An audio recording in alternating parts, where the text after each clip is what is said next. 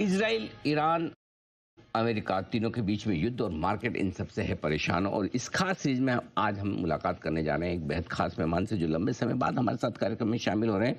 नववर्ष के शुभ दिन सुशील केडिया साहब, केडियानोमिक्स के फाउंडर और सीईओ, जो दुनिया भर के बाजारों पर और भारतीय बाजारों पर गहरी पकड़ रखते हैं। चार्ट्स के भारतीय हैं और साथ ही साथ न सिर्फ इक्विटी बल्कि लगभग सारी एसेट क्लास पर बहुत ही गजब का उनका नियंत्रण है। आइए मुलाकात करते हैं। केडिया साहब, बहुत बहुत स्वागत है आपका, धन्यवाद समय देने के लिए। और सबसे पहले धन्यवाद अनिल आपको जी, आज के शुभ दिन पर मुझे बुलाने के लिए। नए आपके सभी दर्शकों को, आपकी पूरी टीम को नव वर्ष की शुभकामनाएं। बिल्कुल सर, आपको भी नए साल की बहुत बहुत शुभकामनाएं। उम्मीद करें कि ये नया साल आपके लिए बहुत मंगलमय हो, समृद्धि और प्रसिद्धि लाने वाला हो, ऐसी हमारी शुभकामनाएं। धन्यवाद। लेकिन आपको बताना ये है कि क्या वाकई में बाजार में कहीं कोई समृद्धि आने के संकेत हैं, या फिर ये नए साल के पहले दिन संकेत अच्छे नहीं दिख रहे? थोड़ा लंबा व्यू दें, बताएं जरा बाजार के बारे में। तो देखिए, दलाल स्ट्रीट पे एक पुरानी मान्यता है कि जो भी विघ्न आने हैं वो शुरू में आ जाए तो फिर बढ़िया रहता है। तो आज का ये जो गैप डाउन है, जो फियर क्रिएशन वापस से हो गया, अब इसको मैं इसी तरह से देखता हूं। देखिए, कल का जो 2-3 दिन पहले का जो लो बन गया, वहां से रंग ढंग बन रहे हैं कि 27,000 की चाल निफ्टी पे शुरू हो चुकी हो। और कोई कारण से अगर ये वापस एक छोटा मोटा कोई नया लो मार देगा तो वापस से वो पैटर्न्स रिक्रिएट होंगे। दो बातें इसके अंदर में मैं कहना चाहूंगा। एक, जो रेगुलर नॉर्मल मार्केट्स होते हैं, जहां इस तरह की रोज की 500-500 पॉइंट की उठापटक, गैप अप गैप डाउन नहीं हो, smoothly trending continuously moving markets होते हैं, उनकी चाल चलन और ये जो एकदम रैटल्ड मार्केट्स है उनकी चाल चलन अलग है। तो यहां से 27,000 तक की यात्रा में कई बार हो सकता है हमें गैप अप गैप डाउन, थोड़ी अजीब सी चाल का सामना करना पड़े। और सारे स्टॉक्स एक साथ एक तरफा चलें तो 2-3 साल का ट्रेंड चाहिए। एक, मेरे को लगता है ट्रेडिंग होराइजन में ही वापस मार्केट न्यू हाई रीटेस्ट करके फिर से दोबारा 23,000 तक आए और उसके बाद लॉन्ग टर्म बुल मार्केट की शुरुआत हो।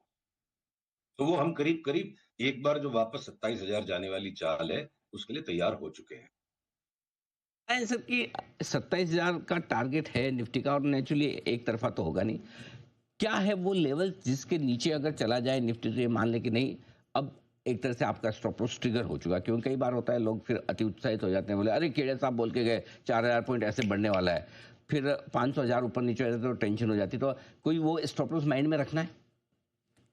बिल्कुल, बहुत खूबसूरत क्वेश्चन है। और इस बाजार में तो बिना स्टॉप लॉस के काम करना मतलब अम, ईरान या इसराइल के रॉकेट के सामने जाके बैठने वाली बात हो जाएगी। तो स्टॉप लॉस तो रखना ही पड़ेगा। तो देखिए, दो तरह की बातें हैं स्टॉप लॉस में। इनफैक्ट एक है कि अपनी पतलून संभालनी है, लंगोटी संभालनी है, तो रिस्क को कंट्रोल करने के लिए जो स्टॉप लॉस होना चाहिए, वो स्टॉप लॉस जो लास्ट 3-4 दिन पहले का लो बना है वहां पे, या उससे थोड़ा नीचे, जहां आपकी जितनी बड़ी पोजीशन उस अनुसार रखें। दूसरा जो स्टॉप लॉस होता है कि भैया स्टॉप लॉस टूट गया तो क्या बाजार और बुरी तरह जाएगा, अब यहां से शॉर्ट कर दें, वो मैं बिल्कुल कहूंगा नहीं करना है। एक स्टॉप लॉस अपनी रिस्क को कंट्रोल करने के लिए करना है। Market sentiment wise, pattern wise, momentum wise extremely oversold है चारों तरफ। बाकी जो वर्ल्ड के और डेवलपमेंट्स हो रहे हैं उनको देखते हुए यहां से कोई ये नया भाव टूट जाएगा तो इंडेक्स शॉर्ट कर दो, वो गलत बात है। शॉर्ट करने के स्टॉक्स अलग हैं। आज भी अगर इंडेक्स 27,000 जाएगी तो हमने एक निफ्टी के पूरे 50 स्टॉक्स का मैप प्लॉट किया। आपके पास समय होगा तो मैं 2 मिनट में दिखा दूंगा कौन से स्टॉक्स लेने के, कौन से बेचने के हैं, 2 से ढाई मिनट में। तो एक तो वो दूसरी बात आ गई। और तीसरी चीज ये होती है कि एक जो स्टॉप लॉस को मैकेनिकली लगाने के बजाय ना पोजीशन की साइजिंग करने के लिए हम ज्यादा इस्तेमाल करते हैं। तो अगर यहां से अब इतना बड़ा गैप डाउन आ गया तो अब स्टॉप लॉस ज्यादा दूर नहीं है यहां से, तो यहां से एक बार क्या पोजीशन ठीक ठाक साइज की ली जा सकती है। पर कल शाम को आप जब 23,800 पे पोजीशन लेते तो वहां पोजीशन लेने की जगह नहीं थी। तो स्टॉप लॉस बिल्कुल रखना है। पिछला लो जो है वो स्टॉप लॉस है, वो टूट भी जाएगा तो हो सकता है उसके 2 दिन बाद 3 दिन बाद वापस नया बाई का सेटअप आ जाए। स्टॉप लॉस टूट भी जाएगा तो हम शॉर्ट नहीं करेंगे इंडेक्स को। तो पिछला लो मतलब 22,950 जो आपने सोमवार को हाँ जी, बनाया, हाँ जी, बिल्कुल उसको स्टॉप हाँ लॉस जी। समझ कर करें। कोई भी ट्रेड करें ये जरूर ध्यान में रखें कि आप अपने इसको ध्यान में रखें। आपने कहा भी कुछ स्टॉक्स बेहतरीन हैं जो मजबूती के लिए तैयार है, कुछ कमजोर भी है। मैं आज कमजोर शेयरों की बात नहीं करूंगा, आज आपका जो साल का पहला दिन है, पॉजिटिव व्यू है, उस पर बात करता हूँ। कौन से कुछ 3-5 स्टॉक ऐसे जो टॉप आपकी पिक्स में हो कि यार ये 27,000 लेकर जाएंगे निफ्टी को? मेरा अनुरोध है पीसीआर एक बार इस चार्ट को शेयर करें, आपकी तबीयत खुश हो जाएगी इस चार्ट को देख के। दिखाओ दिखाओ। और 1 मिनट का समय हाँ, देखिए ये चार्ट आ गई। ये जो ये निफ्टी के पूरे 50 स्टॉक्स का हमने प्लॉट किया। जो डार्क ब्लू में जो स्टॉक्स हैं, ये निवेशकों के काम के स्टॉक्स हैं। आईटीसी की सिगरेट की कीमत 340 से बढ़ के 480 हो गई। ये साल डेढ़ साल में आईटीसी, एचयूएल, एशियन पेंट्स और सिप्ला, ये सारे हमें 50% से ज्यादा बढ़ते लगते हैं। एचसीएल, टेक महिंद्रा, विप्रो, इन्फोसिस और टीसीएस, ये जो बिल्कुल कूट के रख दिया पूरी आईटी को।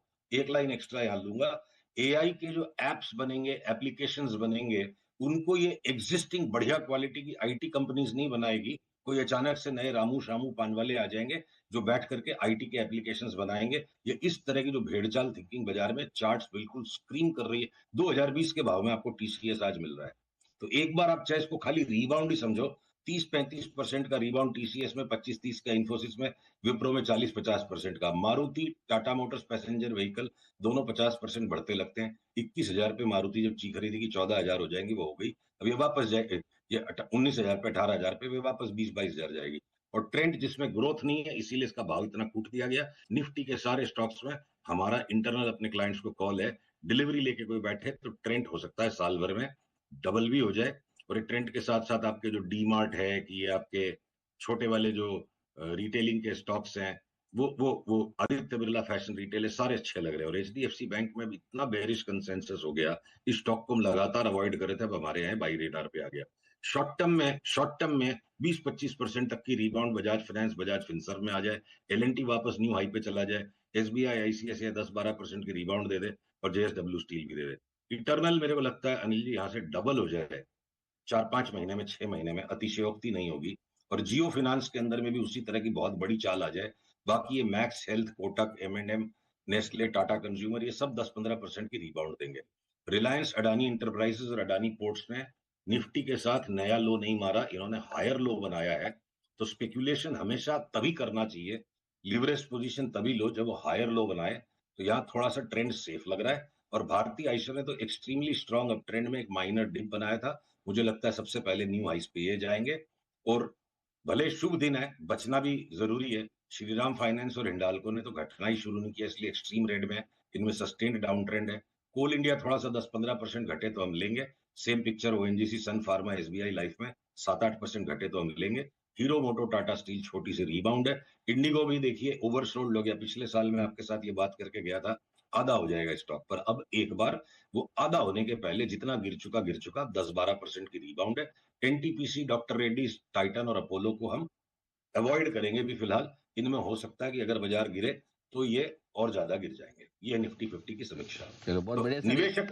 निवेशक के लिए एफएमसीजी, आईटी, ऑटो के दो बड़े स्टॉक्स, और ये रिटेलिंग के स्टॉक्स, आपके पावर सेक्टर के भी जो स्टॉक्स है निफ्टी के बाहर अगर हम चले, 15 दिन की, 1 महीने का सौदा करने का समय नहीं होता है जब बाजार इस तरह के तूफान में हो।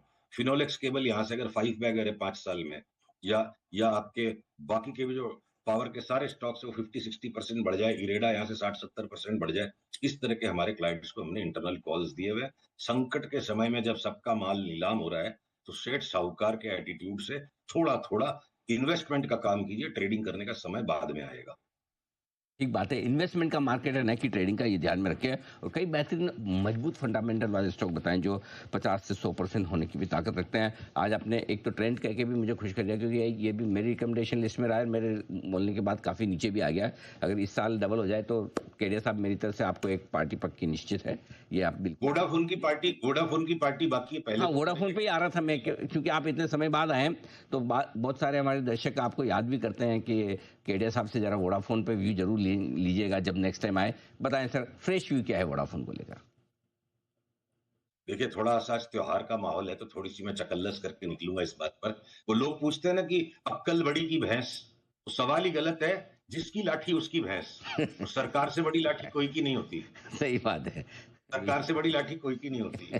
तो जिस कंपनी के पीछे सरकार की ताकत लग गई कि इसको हम खड़ा करेंगे, और सारी चीजें इसकी सही हो रही है, तो इस अविश्वास के बीच में जो चार्ट ने 6 से 13 का मूवमेंट दे दिया, और अब उसके बाद एक वेव कंप्लीट होकर करेक्शन हो चुका उसका, हम मच मोर हायर बॉटम पे है। अगला पड़ाव जो 18 की अपनी बात हुई थी, उसको आराम से पार कर जाएगा। और हमारे क्लाइंट्स वोडाफोन की डिलीवरी लेके पकड़ के शांति से बैठे हुए, और हम शांति से बैठे रहेंगे। बिल्कुल ठीक बात है। केडिया साहब, आपसे फिर जल्दी मुलाकात होगी। आज थोड़ी सी समय की कमी है, लेकिन बड़े दिनों बाद आपसे मुलाकात करके बहुत अच्छा लगा। जल्द आपसे फिर मुलाकात होगी और कुछ विस्तार से और शेयरों पर और आपकी राय को जानेंगे भी। सोने चांदी पर भी आपसे जानना है, कच्चे तेल पर भी जानना है। जल्दी मुलाकात करेंगे। Thank you so much sir, आज के लिए बहुत बहुत शुक्रिया।